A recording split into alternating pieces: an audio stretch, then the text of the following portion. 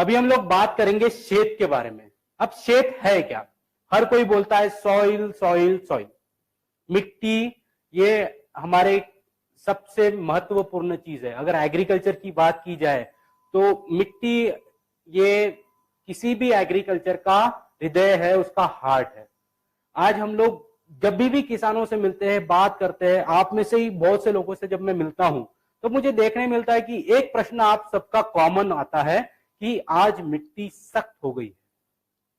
अब ये मिट्टी सख्त क्यों हो गई, या फिर ये सब प्रॉब्लम्स क्यों आने लगे? तो इसका कारण सिर्फ एक ही है कि हम लोगों ने न जानते हुए अधिक से अधिक मात्रा में जो केमिकल इस्तेमाल किया है, उसके वजह से आज मिट्टी की उत्पादन क्षमता, उर्वरक क्षमता धीरे धीरे कम हो गई है। अभी मेरा एक प्रश्न आप सभी से है कि आप में से कितने लोगों ने हमारे खेतों की मिट्टी को एक बार तो भी छू कर देखा है? अगर आपने देखा होगा तो सबसे पहली चीज वो बताती है कि आज वो कितनी ज्यादा सख्त हो गई है, कितनी ज्यादा हार्ड हो गई है। अब ये हार्ड होने का वजह क्या? तो हमारे मिट्टी की जो उर्वरक क्षमता है वो धीरे धीरे कम हो गई है। साथ ही साथ एक उदाहरण मैं हमेशा पूछता हूं कि आज से 10 साल पहले अगर यहां से 20 किलोमीटर 10 किलोमीटर दूर भी अगर बारिश हुई तो मुझे यहां पर बैठे बैठे पता चलता था कि कहीं तो भी बारिश हुई है, क्योंकि मिट्टी की एक अच्छी सुगंध मेरे तक पहुंचती थी, मुझ तक पहुंचती थी। पर आज वो नहीं हो पा रहा। तो ये सब कुछ हुआ क्यों? तो हम लोग देखते हैं कि मिट्टी की जो अवस्थाएं होती है, 3 तरह की अवस्थाएं, फिजिकल यानी भौतिक, केमिकल यानी रासायनिक, और बायोलॉजिकल यानी जैविक। ये तीनों की तीनों अवस्था पूरी तरह से खराब हो गई है, जिस वजह से आज हमें चाहिए वैसे रिजल्ट नहीं मिल पा रहे। हम कितना भी खर्च करें हमें उतना उत्पादन नहीं मिल पा रहा। तो ये मिट्टी की फिजिकल प्रॉपर्टी यानी भौतिक अवस्थाएं होती क्या है? अभी मैंने आपसे पूछा था कि कितने लोगों ने मिट्टी को एक बार तो भी छू कर देखा है। जब आप मिट्टी को छू कर देखते हो तो सबसे पहली चीज आपको मिट्टी बताती है वो सख्त हो गई है। दूसरी सबसे इंपॉर्टेंट चीज आपको वो बताती है कि आज उसके अंदर हवा कितनी अच्छी तरह से खेल रही है, क्योंकि जड़ों को सिर्फ न्यूट्रिएंट यानी पोषक तत्वों की ही जरूरत नहीं होती, बल्कि हवा की भी जरूरत होती है। तो एसेंट ऑफ सैप यानी शोषण करने की प्रक्रिया में पानी ही नहीं खींचा जाता। अगर वहां पे हवा नहीं होगी तो पानी ये कभी जो पोषक तत्व है कभी खींचे नहीं जाते। तो मिट्टी जितनी ज्यादा नरम होगी, उसमें जितनी ज्यादा हवा खेलेंगी, उतना ज्यादा आपको अच्छे रिजल्ट मिलते हैं। इसे हम लोग कहते हैं फिजिकल प्रॉपर्टी।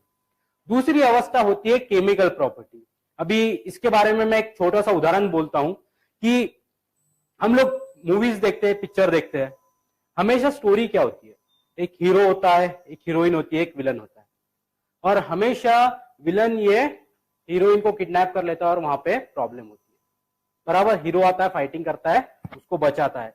हमारे मिट्टी में जो हमारे सबसे अच्छे मित्र थे उसे हम लोग कहते हैं क्या? जो केचुए। वो क्या करते थे कि हमारी मिट्टी की केमिकल अवस्था को सुधारते थे, उसके अंदर ऑर्गेनिक कार्बन की कंटेंट बढ़ाने का काम करते थे।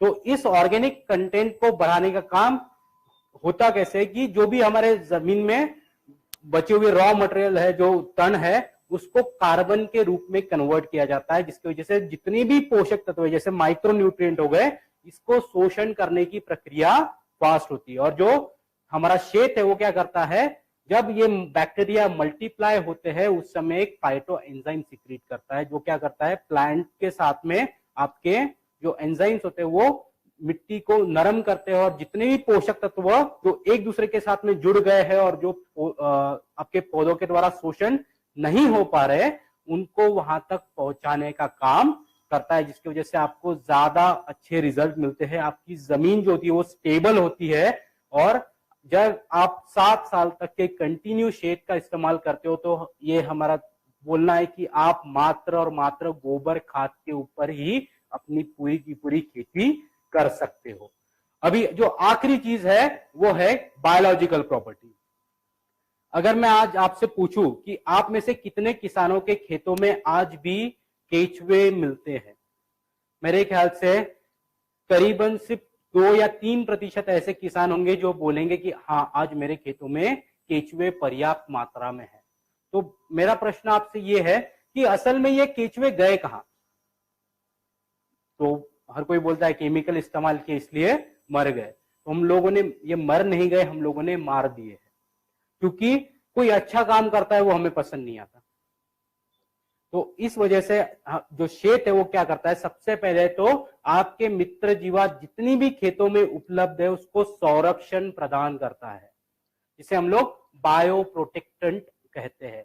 ये क्या करता है, जब भी आप आपके खेतों में इसे देते हो उस समय जितनी भी मित्र जीवात होती है, फिर वो एज़ोटोबैक्टर है, पीएसबी है, केएसएम है, केचुए है, इनके इर्द गिर्द अपना एक सुरक्षात्मक कवच तैयार करता है, जिसकी वजह से कोई भी केमिकल वहां पे अगर डाला जाए तो उसका कोई बुरा परिणाम नहीं होता।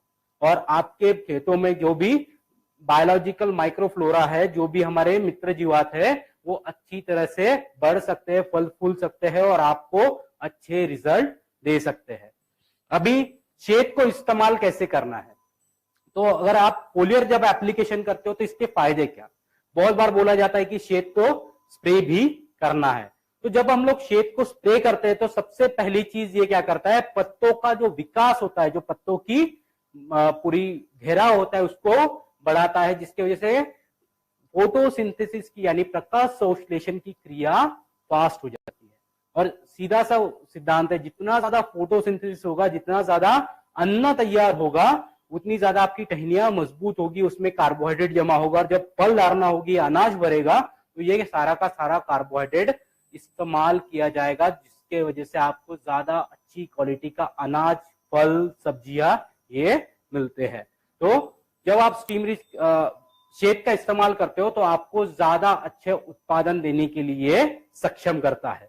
अभी इसका इस्तेमाल करने का डोज क्या, तो अगर आप मिट्टी के माध्यम से दे रहे हो तो आपको 2 ml प्रति लीटर पानी में इसका इस्तेमाल करना है।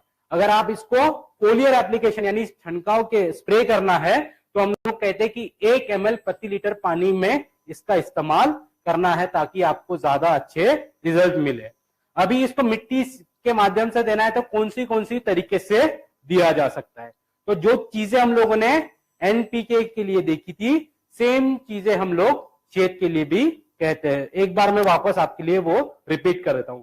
सबसे पहली मेथड जो हमारा गोबर खाद था, जिसके अंदर हम लोग पहले देखा था 40 ml जो यूज कर रहे थे आपका एनपीके, उसके अंदर हमको 50 से 60 ml शेत भी मिक्स कर देना है।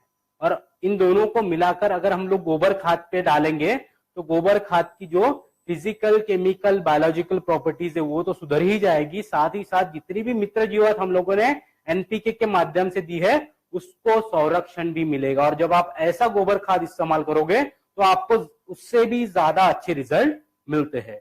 मेथड नंबर 2 जो हम लोगों ने देखी थी कि नहरों से जो लोग पानी भर रहे थे, तो अगर नहरों से पानी भर रहे हैं तो हमको क्या करना है कि जो 200 लीटर के ड्रम में हम लोगों ने 200 ml N, 200 ml P, 200 ml K डाला था, उसके अंदर 400 ml शेक भी डालना है। और जब नहरें हम लोग खोलेंगे उसके माध्यम से ये सारी की सारी मित्र जीवात हम लोग आसानी से हमारे खेतों तक पहुंचा सकते हैं।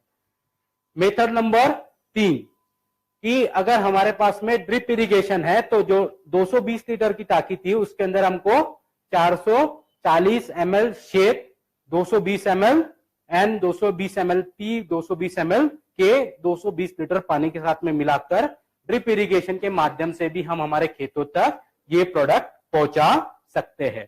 उसके बाद में जो पंप के माध्यम से दे रहे थे तो हम लोग क्या बोल रहे थे कि 15 लीटर का पंप है तो उसमें 15 ml N, 15 ml P, 15 ml K और कितना 30 ml शेत मिला देना है और उसे हम लोग दे सकते हैं। और जो आखिरी मेथड है जो हम लोग डायरेक्ट हमारे फलों को दे रहे थे, उसके अंदर अगर 200 लीटर के ड्रम में हम लोगों ने 200 ml N, 200 ml P, 200 ml K लिया है, उसके साथ में 400 ml शेत भी मिला देना है और उसको हम लोग दे सकते हैं, ताकि ये एनपीके और शेत एक साथ में अच्छी तरह से काम कर सके और आपको आने वाले समय में मिट्टी ये सॉफ्ट मिले, अच्छी मिले और आप ज्यादा से ज्यादा उत्पादन उससे ले सके।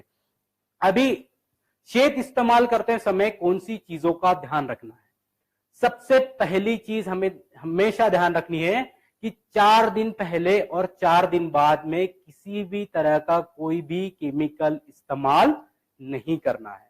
अगर आप कोई भी केमिकल इस्तेमाल करोगे तो क्या होगा, ये मित्र जीवात की जो मल्टीप्लीकेशन होने की क्षमता है, जो इसका विभाजन होने की जो क्षमता है वो कम हो जाएगी, आपको अच्छे रिजल्ट नहीं मिलते। तो हम लोग सीधे से बोलते हैं कि उसको ना करें, और जो भी ड्रम आप इस्तेमाल करें उसको अच्छी तरह से साफ कर ले और उसके बाद में ही हमारा सॉल्यूशन द्रावण तैयार करें, ताकि आपको इजीली ये इफेक्टिवली आपको इस्तेमाल कर सके।